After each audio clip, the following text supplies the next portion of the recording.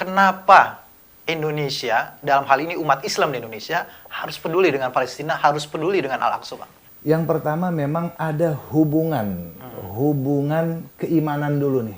Jadi ada hubungan keimanan yang mengikat kita dengan Gaza begitu ya. Nah, ini sekarang banyak pertanyaan yang akan kita diskusikan pada kesempatan kali ini. Tapi sebelum kita lanjut, jangan lupa subscribe dulu IBTV dan nyalakan loncengnya supaya terus mendapatkan update video-video terbaru dari IBTV.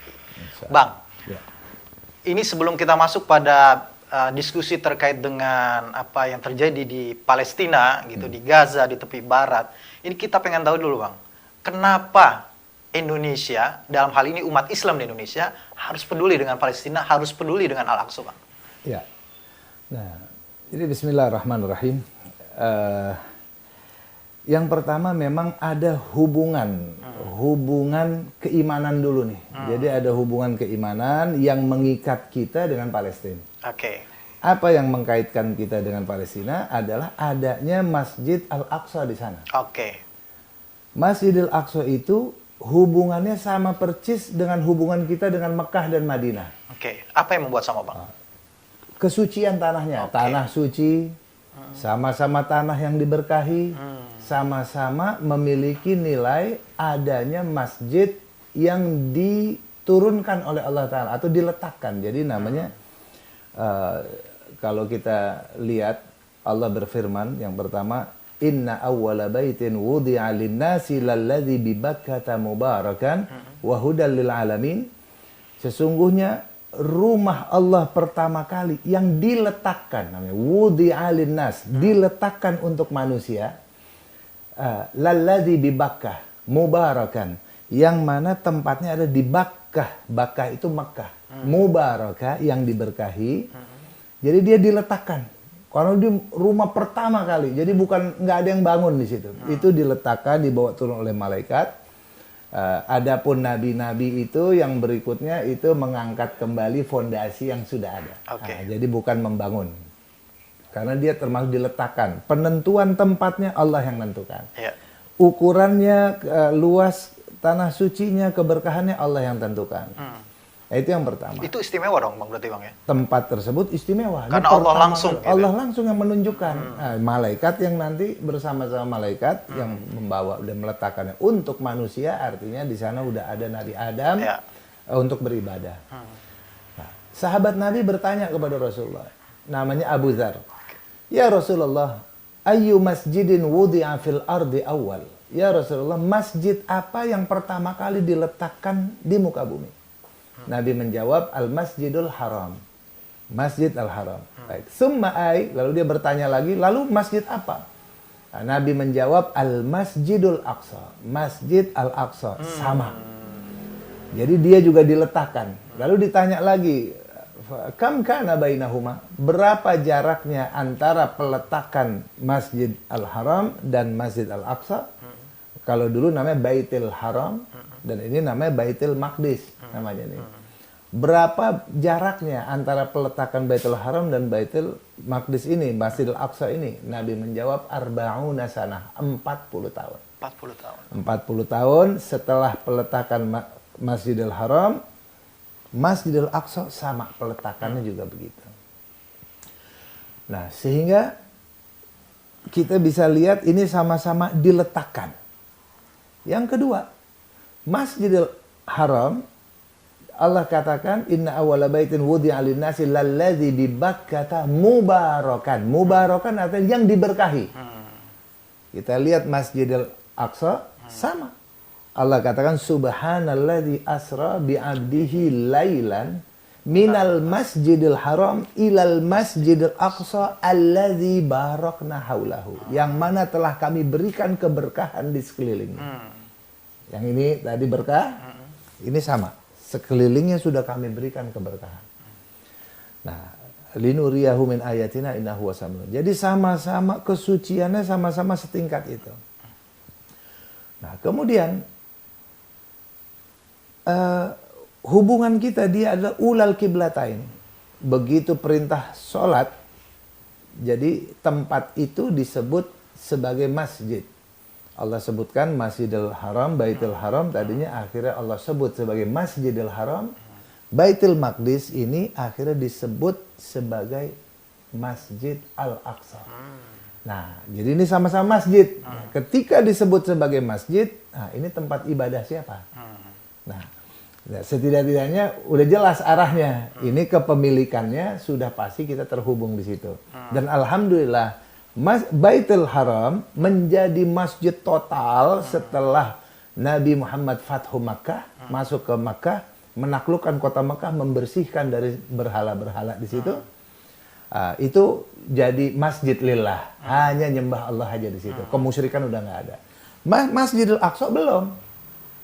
Di zaman Sayyidina Abu Bakar Siddiq sudah pernah datang ke sana bawa tentara, mau ambil alih, tapi nggak dikasih. Tapi ketika datang Sayyidina Umar, datang ke sana sendirian, hanya ditemani seorang anak kecil, justru itu ternyata diserahkan. Dia bilang, Anda datang sudah seperti yang tertera di dalam kitab suci kami, maka kunci-kunci Masjidil Aqsa diserahkan. Dibuatlah kesepakatan namanya Ittifaq Umariyah, perjanjian Sayyidina Umar. Nah, sebagai khalifah di situ tidak boleh umat Islam merusak gereja, kemudian tidak boleh memaksakan agama, kemudian salah satu baitnya, salah satu pasalnya adalah dalam perjanjian itu Sayyidina Umar atau umat Islam tidak boleh memasukkan Yahudi untuk tinggal di situ ke dalam Masjidil Aqsa, nggak boleh. Itu salah satu perjanjian yang ada. Itu sudah disebutkan dalam perjanjian itu, Bang. Iya. Nah, makanya turun temurun umat Islam itu menjaga kesucian masjid ini. Dari tadinya ahlul kitab Nasrani menyerahkannya kepada umat Islam, pertanda sudah selesai masa mereka. Oke. Udah pindah ke pangkuan Islam, hanya menyembah Allah saja yang ada di dalamnya. Kepemilikannya juga jelas, maka itu rumah ibadah milik umat Islam. Oke. Orang non-Islam bisa ke tempat itu sebatas ziarah. Sebatas ziarah, sebatas mengunjungi, tapi bukan sebagai tempat ibadah milik mereka. Inilah 1000 tahun lebih yang berjalan dan yang difahami oleh umat Islam, dia adalah wakaf milik umat Islam. Semuanya, semua arealnya. Nah, ini yang mengaitkan kita akan tempat tersebut. Adanya Masjidil Aqsa ini terdapat di kota Al-Quds. Di kota Al-Quds ini, ya, atau sebutnya Yerusalem, ini kota tua, kota suci, kota para nabi. Kayak ibarat kita ini kota Mekah. Semua nabi rata-rata hadir di situ dan pernah datang di situ, termasuk nabi kita Sayyidina Muhammad SAW. Nah, kemudian Al-Quds ini ada di mana? Ada di dalam Palestina. Nah, itu yang mengaitkan kita sehingga yang mengelola mesti tetap harus umat Islam. Nah, itulah artinya kita tidak masuk pada, makanya kita dalam pembelaan terhadap Palestina ini sesungguhnya yang mengikat kita adalah adanya satu tempat yang bernama Al-Aqsa di situ. Masjid Al-Aqsa. Itu yang mengaitkan kita.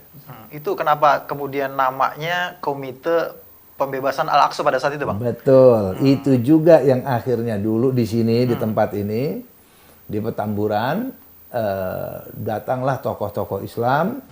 Ada Kiai Haji Abu Bakar Ba'asyir, kemudian ada almarhum Ustaz Ja'far Umar Thalib. Ada juga dari Dewan Dakwah almarhum Bang Ahmad Sumargono, kemudian Ustadz Hussein Umar, almarhum, dan banyak sekali tokoh-tokoh Islam saat itu hadir di sini. Kita membentuk apa namanya Komite Pembebasan Al-Aqsa sebagai respon bahwasannya urusan Palestina itu adalah urusan kita semua, bukan urusan luar negeri. Sama seperti Mekah. Ketika Mekah ada yang menjajah misalnya, apa itu urusan orang Saudi? Ketika Madinah misalnya dijajah orang, apakah itu urusan orang Saudi, orang Arab? Kita nggak ada urusan, nggak bisa. Di situ ada kehormatan yang Allah titip sama kita. Itu milik kita semua. Nah, dalam hal ini orang Palestina, mereka sebagai warga pribumi, tentunya dia sebagai orang yang hidup di situ menjadi ahli Maqdisiyin namanya, orang-orang Baitul Maqdis tinggal di situ, mereka yang menjaga. Nah, cuman manakala mereka lemah, itu tempat bukan hanya milik mereka, tapi milik kita juga. Nah, sehingga para ulama tadi, tokoh-tokoh Islam dan para ulama mendeklarasikan bahwasannya urusan Al-Aqsa adalah urusan kaum muslimin. Kenapa namanya tidak Komite Pembebasan Palestina, Bang? Ya, nah, ketika disebut Palestina, ya, di sini artinya ada celah untuk berbeda pendapat. Oke. Nah, itu kita nggak mau masuk itu. Yang kita sepakati semua dari kalangan Islam. Tanpa debat itu Al-Aqsa. Al-Aqsa tanpa debat. Al-Quds tanpa debat. Kalau Palestina apa yang menjadi kemungkinan akan menjadi perdebatan, Bang? Ya, kita melihat di sini begini. Standarnya atau idealnya orang Islam seperti Indonesia lah, turun temurun kita dijajah 350 tahun nggak pernah mundur. Pokoknya penjajah keluar dari Indonesia. Kalau kita akhirnya walaupun ada 1-2 yang berkhianat, 1-2 yang nggak kuat, ya udahlah kita berdamai aja lah gitu ya. Dia kita bagi tempat lah, ya dapatlah dia berapa pulau gitu misalnya. 100 pulau, 500 pulau untuk Belanda misalnya. Bisa. Tapi yang terjadi di Indonesia nggak begitu. Tidak ada 1 pulau pun. 1 jengkal aja nggak ada yang kita kasih buat penjajah. Nah, artinya apa? Idealnya seperti itu. Walaupun 1-2 ada orang-orang yang nggak kuat lama dalam bertarung. Nah, di Palestina juga begitu. Dulu ada Liga Arab, KTT Liga Arab yang keempat. Itu mereka punya kesepakatan. Itu ada 8 negara berkumpul di Khartoum, Sudan, yang akhirnya melahirkan deklarasi Sudan, deklarasi Khartoum. Deklarasi Khartoum itu salah satu poinnya itu ada 3 tidak. 3 kata tidak. Tidak berhubungan dengan Israel, tidak mengakui Israel, dan tidak boleh berdamai dengan Israel. Ini kesepakatan Liga Arab. 8 negara sepakat semua. Dari situ orang Palestina sejadi-jadinya, dan orang Arabnya cuma lama-lama satu persatu.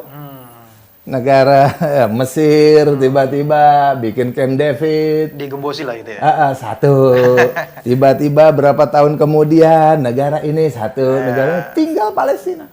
Akhirnya Palestina merasa udah ditinggalin sama teman-temannya. Masing-masing bikin perdamaian sendiri, mengkhianati KTT sendiri, tiba-tiba muncul lah. Ada PLO yang tadinya ikut semangat dalam ini, tiba-tiba kelompok Fatah mengatakan, ya udah kalau gitu kita berdamai lah. Tapi apakah itu bulat suara orang Palestina? Kan enggak gitu. Itu akhirnya ada sekelompok yang gini, udah langsung diambil oleh Amerika dan PBB semua, inilah representatif dari Palestina karena dia mau berdamai. Akhirnya jadi presiden, jadi ini, jadi itu. Nah kita nggak mau masuk yang ranah itunya. Orang Palestina berbeda pendapat di situ. Artinya ada kelompok yang akhirnya diakui oleh dunia untuk berdamai. Sementara kelompok mayoritas rakyat Palestina nggak ada cerita berdamai. Itu harus diusir, tidak ada tempat buat penjajahan. Sama dengan kita. Nah, kita nggak mau masuk ranah itu. Kita fokus pada apa? Kita mendukung semua. Usaha apapun untuk kemerdekaan Palestina kita dukung. Iya, baik Bang. Kita dukung usaha apapun di Palestina begitu ya. Tapi yang kita lihat di masyarakat nih Bang, ada juga di Indonesia yang mempunyai pandangan terpecah juga, walaupun bisa dibilang itu minoritas lah begitu. Tapi yang lebih ini lagi karena yang ada juga yang dari kalangan dai lah, penceramah begitu ya, yang mengatakan bahwa ya artinya uang yang dikumpulkan untuk Palestina itu nggak sampai lah ke sana gitu. Bahkan pernah ada Ustadz Adi Hidayat juga pernah dipersoalkan pada saat pengumpulan dan penyerahan bantuan yang 45 miliar begitu. Ada juga yang mengatakan, salah satu penceramah bahwa ini adalah sebenarnya ulahnya Hamas, Ismail Haniyah yang intinya untuk mengumpulkan pundi-pundi uang lah gitu dengan mengorbankan rakyat Palestina. Yang jadi pertanyaan, Bang, kenapa rakyat Indonesia kan kemudian bertanya, kenapa kita harus membantu Palestina gitu, Bang? Apakah benar apa yang dinyatakan oleh orang-orang ini gitu, Bang? Ya. Saya menyayangkan orang seperti ini ya nggak tahu, nggak paham situasi orang Palestina. Ya. Mungkin dia lebih condong dibawa oleh grup-grup grup-grup Yahudi, grup-grup Zionis, grup-grup liberal yang memang dipergunakan sebagai corongnya mereka. Misalnya begini. Zionis Yahudi, kita tahu mereka akan ambil alih Masjidil Aqsa dan akan menghancurkan Masjidil Aqsa, menggantikannya dengan kuil Sulaiman.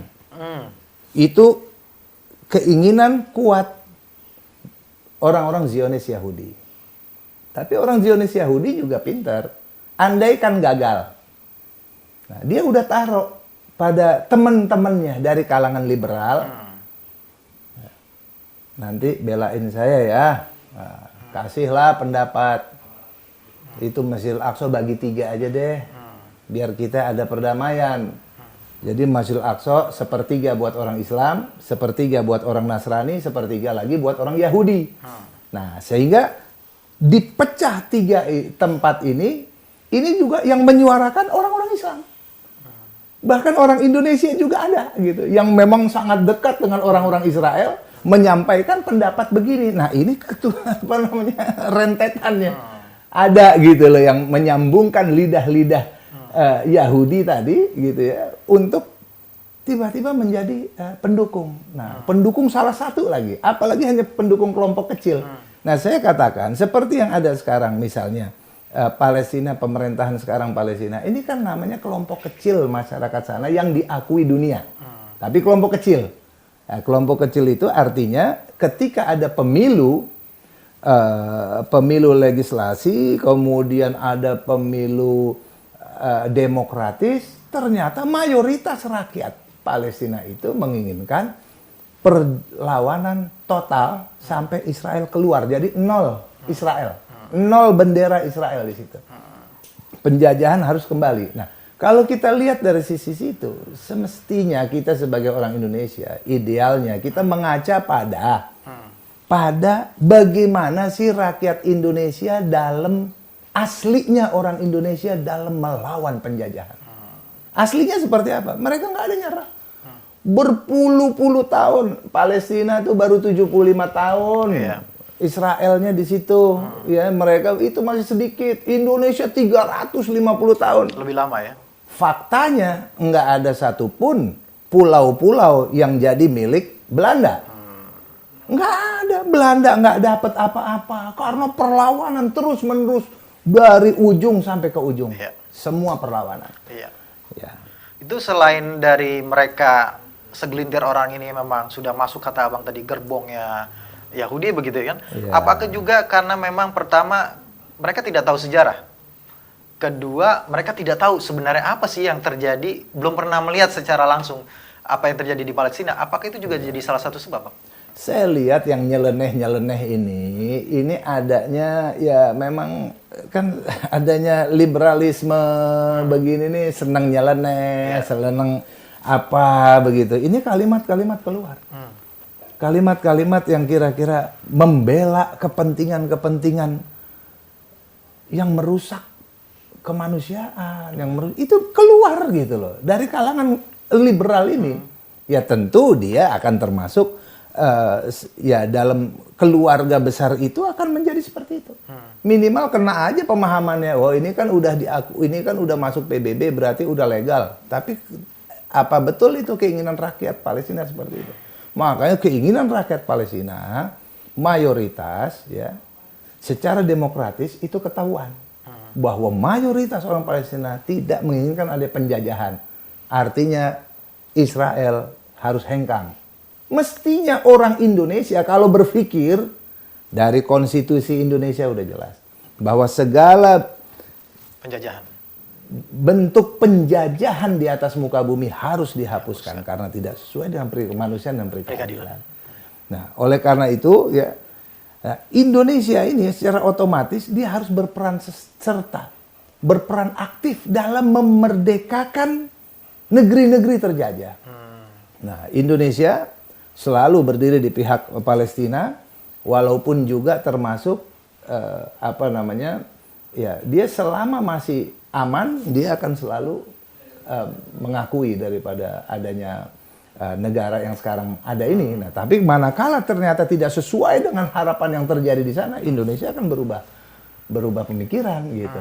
Nah, bisa kita kalau kita biang adilnya aja, kita fair, kita nggak terlibat nih tekanan sana tekanan sini. Lihat masyarakat Palestina seperti apa. Nah, saya kebetulan sudah pernah ke Gazanya yang penyuplai suara mayoritas masyarakat di Palestina. Itu masyarakat di sana luar biasa. Yang tidak pernah kita bayangkan. Iya. Apa yang luar biasa yang Abang lihat? Nah, saya lihat jadi semangat perjuangan mereka itu turun-temurun. Oke. Diturunkan. Diturunkan dari kakeknya. Diturunkan ke bapak-bapak. Diturunkan ke pemuda. Diturunkan ke remaja. Diturunkan ke anak-anak. SD, TK. Ini semuanya maunya merdeka. Guru-guru itu semua mendidik mereka. Masjid Al-Aqsa kehormatan kita.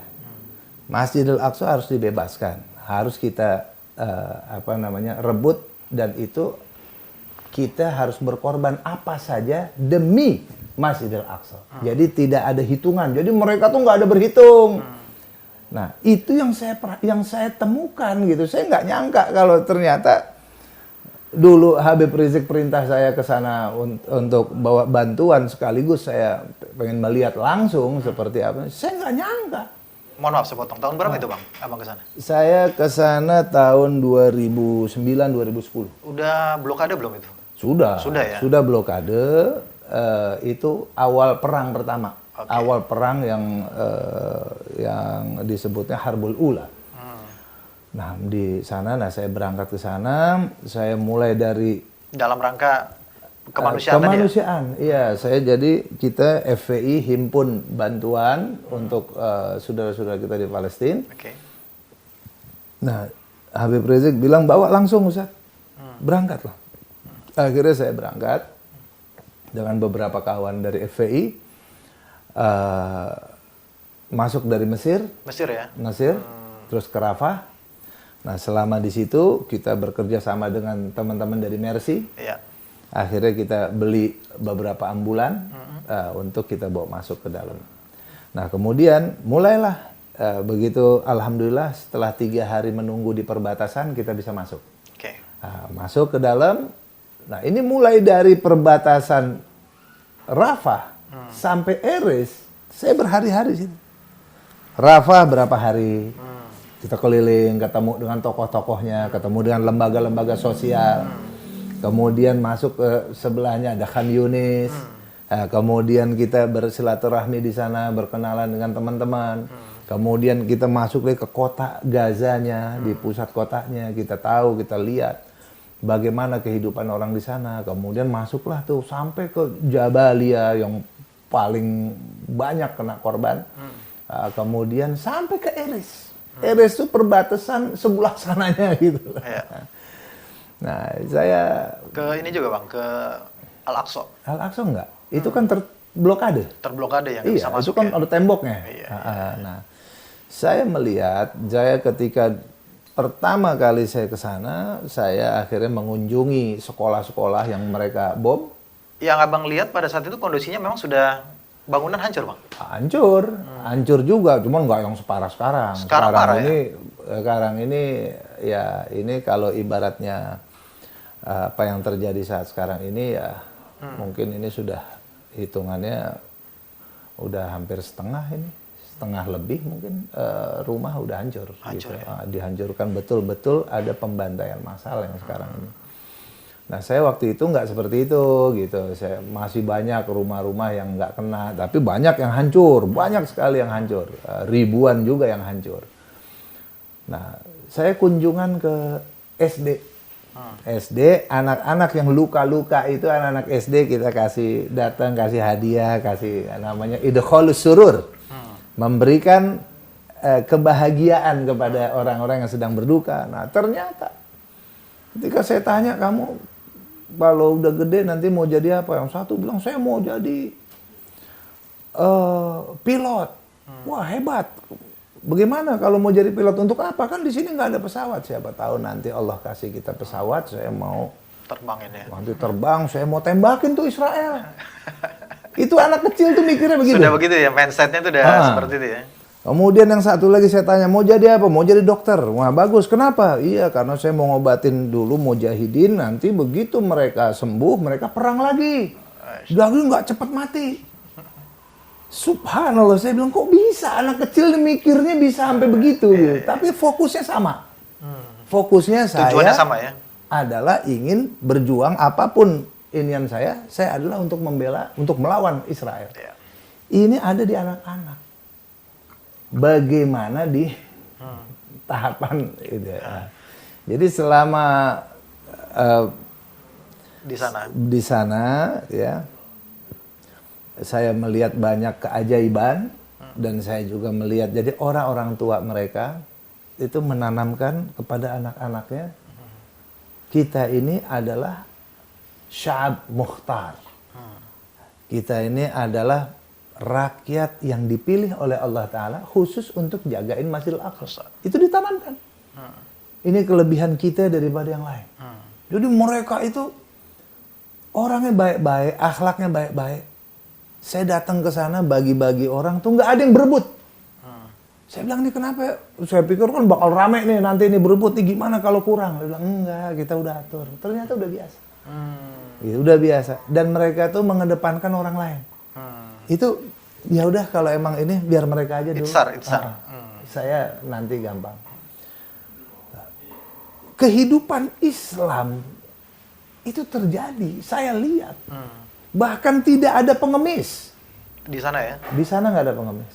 Jadi saya berhari-hari itu sebenarnya ngantongin uang shekel, uang Israel nih, pengen bagi-bagi gitu loh. Kalau ketemu pengemis atau orang lagi susah, saya mau bagi. Nggak dapet.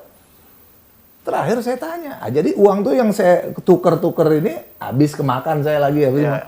Akhirnya saya bilang, nih kenapa ya kok bisa nggak ada pengemis di sini? Dia bilang, oh pengemis nggak ada, di sini nggak boleh. Aib, perbuatan pengemis itu aib. Ya. Tercela. Dia bilang, kenapa tercela? Cukup Allah aja yang tahu keperluan kita. Cukup Allah yang tahu. Jangan kita jadi begini lagi, makin tunduk lagi, nanti dilihat gambar sama musuh kita. Begitu dilihat gambar sama musuh kita, mereka tambah senang. Tuh lihat tuh orang Islam. Mereka jadi pengemis, jadi apa? Menangis saya, Pak. Menangis saya luar biasa. Saya mengkaji bagaimana di Indonesia. Perang enggak, apa enggak, bahkan pengemis jadi profesi. Nah sekarang kan Bang, kalau dia kondisinya sudah bangunan hancur, tentunya kan mereka banyak juga yang kehilangan pekerjaan dong Bang. Terus bagaimana mereka, di antara mereka orang-orang Palestina ini memenuhi kehidupan atau memenuhi kebutuhan saudara-saudara yang lain Bang? Iya. Bukan sekarang ya, zaman saya di sana, itu orang yang bekerja itu cuma 30%. 35, 30% yang bekerja. Selebihnya memang non-job. Mereka hidup dari mana? Dari sosial. Dari bantuan dunia kepada mereka. Bantuan kita-kita, mereka semangat. Termasuk bantuan orang yang kerja nggak? Termasuk bantuan orang yang kerja. Mensubsidi gitu ya? Mensubsidi mereka, keluarga mereka. Dan itu luar biasa, saya nggak habis pikir gitu.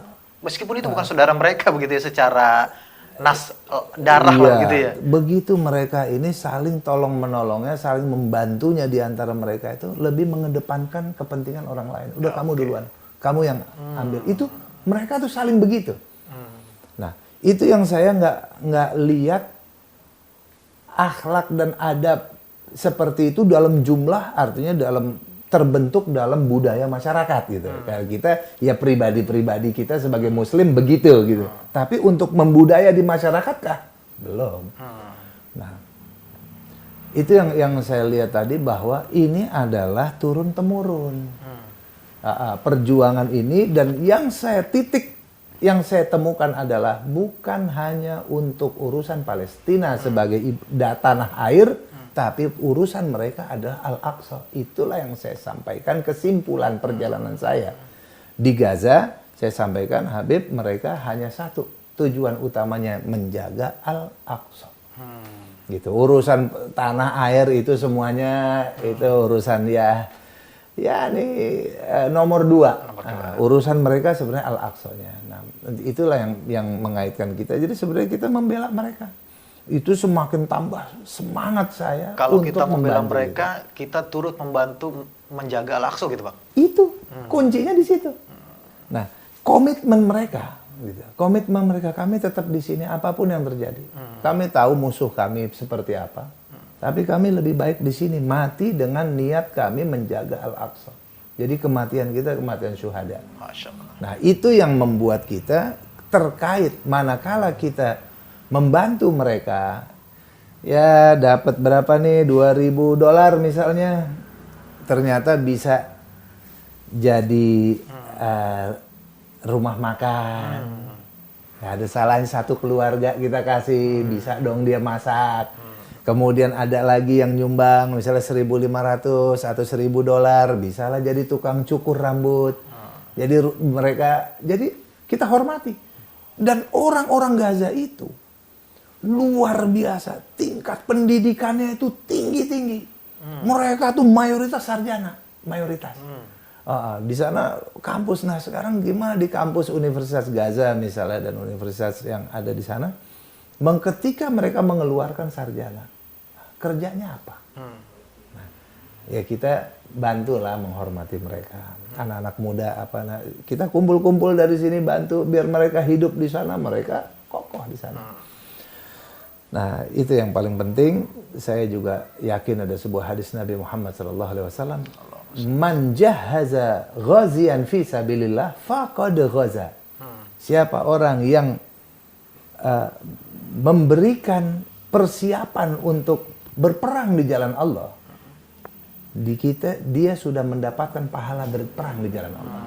Seperti itu. Walaupun yang kita bantu misalnya ada jandanya, ada anak yatimnya, nah, ada orang-orang yang cacat, karena setiap rumah di sana ada orang yang cacat, atau di penjara, atau hafal Quran, atau mati. Itu setiap rumah ada. Setiap rumah ya. Nah, korban daripada cacat karena kena bom gitu ya. Cacat kena bom, atau di penjara, atau dia ada yang syuhada gitu. Dan saya melihat begini, jadi orang sana nih begitu meninggal, itu paling sedihnya 3 hari doang. Setiap orang nih datang, saya ketemu sama orang yang mati anaknya 5 sama istrinya 1, tinggal 1 anaknya. Habis semua keluarganya habis. Ketemu tuh ngobrol, minum teh apa gitu. Tenang sekali, mereka bahagia gitu. Kenapa bahagia banget ya? Alhamdulillah itu semua mereka udah ke surga. Tinggal 1 berarti yang tanggungan saya. Yang tanggungan itu udah Allah ambil. Alhamdulillah beban saya udah ringan. Sekarang saya tinggal 1 nih yang saya urus. Dan itu mereka ada yang rumahnya dihancurkan, anaknya mati, langsung sujud syukur. Alhamdulillah ini udah. Jadi mereka tuh sedihnya tuh sedih manusiawi, seperti Nabi Muhammad SAW sedih ketika putranya Sayyidina Ibrahim meninggal dunia. Ditanya oleh sahabat, engkau menangis juga ya Rasulullah? Dia bilang, ini sedih ini rahmah. Rahmah ini bagian dari kasih sayang. Gitu. Yang nggak boleh itu yang niyahah, yang meratapi apa segala macam gitu. Berarti pendidikan akidah di anak-anak untuk anak-anak di Palestina itu berarti luar biasa, Bang ya? Itu sangat-sangat luar biasa gitu. Makanya saya yakin dengan mata kepala saya sendiri, hakul yakin, ainul yakin. Nah, mereka adalah tentara-tentara Allah yang disiapkan memang untuk menjaga Al-Aqsa. Walaupun mereka di Iya, iya. blokade begitu, ada aja Allah buka jalan. Kan itu janjinya Allah. Iya, iya. Man jahada fina la yahdiyannahum subulana. Siapa yang berjihad di jalan kami buka jalan-jalannya atas kekuasaan Allah. Di tembok masih buat jalur-jalur dari bawah. Artinya jalan tuh ada aja yang sekarang buat mereka sendiri. Kebingungan Israel ini menghadapi kelompok-kelompok ini. Iya. Nah, seperti itu. Artinya Gaza itu secara nama Gaza. Iya. Secara nama, tapi secara apa yang disabdakan oleh Nabi Muhammad SAW, orang-orang Taifah Mansurah, Taifah yang selalu di atas kebenaran, kata Nabi SAW, ada selalu di umatku yang kayak gini. Dia nggak pedulikan apa yang menimpa diri dia daripada serangan musuh. Dia nggak pedulikan. Dia tetap tegak di dalam kebenaran. Ditanya oleh sahabat, di mana mereka ya Rasulullah? Hum fi Baitil Maqdis wa aknaf Baitil Maqdis. Mereka itu berada di Baitul Maqdis dan sekitar Baitul Maqdis. Nah, sekitar Baitul Maqdis mereka Gaza, di situ Askolan dan seterusnya. Kalau kita mendirikan rumah sakit, itu sama nggak yang tadi hadis yang Abang sampaikan, ikut turut dalam pahala perjuangan gitu, Bang? Betul. Betul, itu termasuk meringankan. Meringankan. Iya. Itu termasuk pahala jihad gitu. Makanya mereka ini karena kan kita punya rumah sakit nih Indonesia di Gaza. Betul sekali. Nah, saya kebetulan melihat waktu itu sebelum penetapan ini, dokter-dokter ini luar biasa. Dokter Yose almarhum dengan Dokter Sarbini dan Pak Insinyur Farid. Mereka himpunan dokter-dokter ini untuk memudahkan karena korban banyak sekali dan jarang rumah sakit sehingga mereka terinisiasi gitu. Inisiatif bahwa ini harus buat rumah sakit.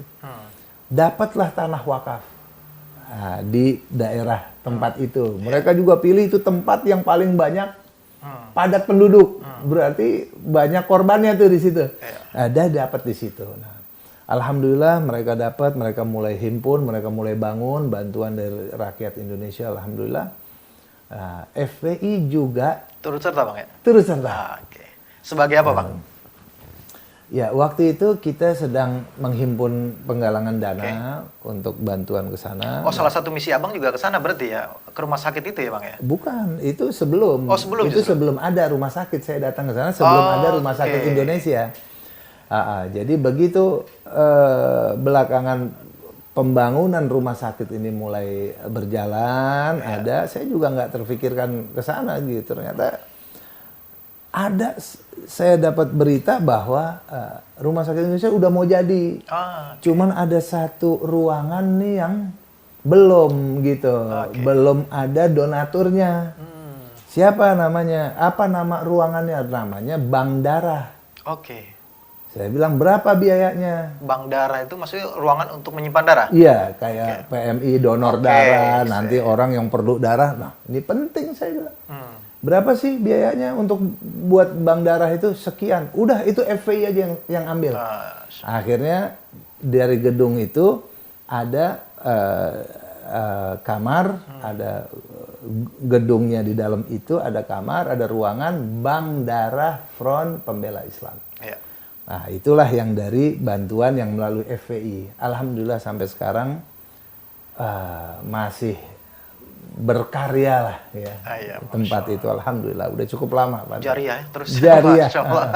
Yang nyumbang jazakumullah khair. Yang nyumbang senang ya. Allah Ta'ala berikan keberkahan di dunia hingga akhirat. Terbukti Bang kalau sumbangan itu sebenarnya sampai gitu ya Bang ya. Enggak seperti yang dituduhkan oleh segelintir orang bahwa sumbangan buat apa nyumbang ke Palestina. Orang sumbangannya nggak sampai kok ke Palestina begitu ya. Betul. Salah itu ya Bang ya. Nah, itu salah besar. Kalau dia bilang sumbangan nggak nyampe dan sumbangan harus melalui pemerintah, itu tidak betul.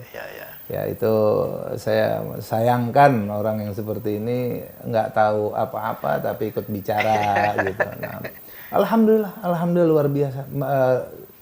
Rumah sakit Indonesia sampai sekarang masih berkhidmat. Iya, walaupun katanya sempat kena martir ya. Iya. Iya, beberapa tahun yang lalu sempat kena itu mah. Sempat kena tapi sudah direnovasi. Kalau sekarang ini sekeliling rumah sakit Indonesia. Kena semua ya. Aduh, sekeliling rumah itu masih tiap hari sekeliling rumah sakit. Jadi dampak-dampak tuh ada gitu. Nah, tapi belum rumah sakitnya langsung, sekelilingnya. Kan listrik juga katanya kan dicabut, Bang. Betul. Berdampak nggak ke rumah sakit Indonesia? Sangat berdampak. Pernah gelap, Ya. pernah gelap, pernah itu dan itu kita lihat, alhamdulillah mereka cepat ambil langkah untuk jadi bahan bakarnya gitu. Jadi bisa pakai diesel. Kalau sini genset gitu ya? Genset. Nah, sementara kalau genset itu kan cuma bisa paling 20%, 20% penggunaan di situ untuk yang minyak nih. Emang itu harus listrik karena ada inkubator, ada apa. Nah, kalau ini mati, ya artinya semua kritis gitu.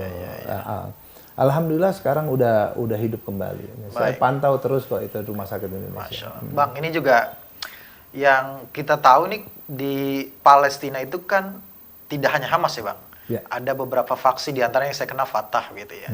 Cuma kan yang menjadi sorotan sekarang itu kan di dunia internasional itu Hamas. Betul. Yang dianggap, yang dicaplas sebagai radikal begitu ya.